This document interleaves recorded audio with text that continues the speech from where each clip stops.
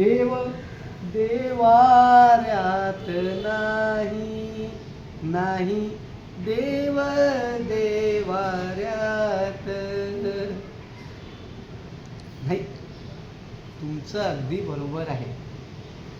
देव देवाऱ्यात नाही, मग देव आहे कुठे? नाही, असं आहे, बँकेत मॅनेजर 5 मिनिटं जरी उशिरा आला तरी इथे बोंबाबोंब सुरू होते.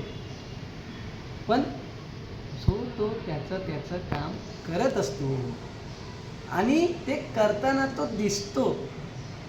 मग देवाचं काय? तो तर मंदिरातच बसायला हवा, नाही का? नाही, सांगणार सगळी प्रश्नांची उत्तरं देणार. पण माझ्या काही अटी आहेत.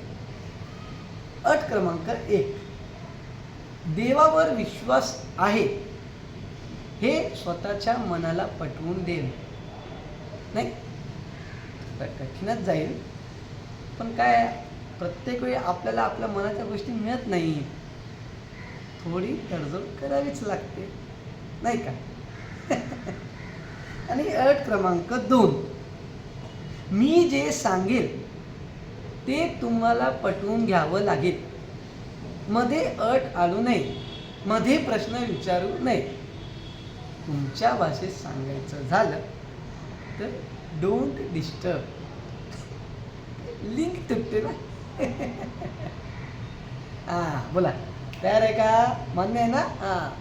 आणि कसं आहे ना, जगात देव आहे की नाही यापेक्षा देवाचं महत्त्व पटवून देणं हे खूप कठीण आहे. कसं आहे, थोर साधू संत सांगून गेलेत, प्रत्येकाला देव दिसला असं नाही आहे, पण प्रत्येकानं देवाचं अस्तित्व अनुभवले. प्रत्यक्ष व अप्रत्यक्षरित्या अस्तित्व आहे. आणि मुळात कसं आहे ना, तुम्ही आम्ही विज्ञान करत बसतो आणि देवाला प्रश्न विचारतो. अहो, पण विज्ञानानेच देवाचं अस्तित्व मान्य केलंय, है ना? हे तुम्हाला आम्हाला कळणार कधी, नाही का? त्यामुळे कसं आहे, आत्ता मी तुम्हाला काही सांगत बसणार नाही. तुम्ही आधी घरी जा, तुमच्या मनातही शांती करून घ्या आणि मग या. कसं आहे, मी तुम्हाला सांगणार आणि ते तुम्हाला पटणं आणि पचवून घेणं हे पण योग्य आहे की नाही? हां, नाही, देवाचं अस्तित्व मी तुम्हाला सांगेनच, पण माझ्या अटी लक्षात ठेवा.